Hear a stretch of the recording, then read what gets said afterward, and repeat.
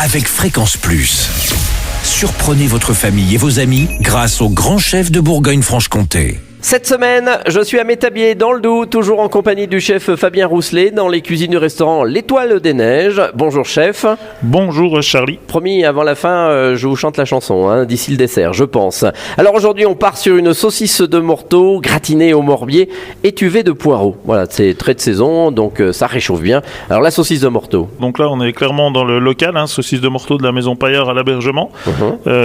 Cuire à frémissement pendant une trentaine de minutes la saucisse de morteau. Première étape. Alors je repose la même question que je pose aux chefs qui me font de la saucisse de morteau. Est-ce que vous piquez la saucisse ou pas? Alors la saucisse de morteau, nous on ne la pique pas avant la cuisson. Toujours garder le gras de la saucisse de morteau et ne pas piquer la morteau avant la cuisson. Vous avez bien répondu. Voilà. Alors ensuite, donc là on va préparer une petite étuvée de poireaux. Donc c'est assez simple. Couper les poireaux en deux, les émincer, les faire revenir dans une petite sauteuse avec un petit peu de beurre, du sel, du poivre.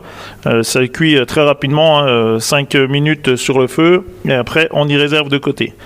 Une fois que nos saucisses de morteau sont cuites, là on les débarrasse. Si éventuellement on a des petites poches de gras, il ne faut pas hésiter à la piquer à ce moment-là. D'accord. Pour enlever le jus en excès. Émincer 4 belles tranches de saucisses de morteau. On prend un petit plat à gratin. Les tuvées de poireaux au fond du plat à gratin. D'accord. Les tranches de saucisses de morteau, donc soit on peut faire des plats individuels, soit un plat familial, ça pose pas de problème.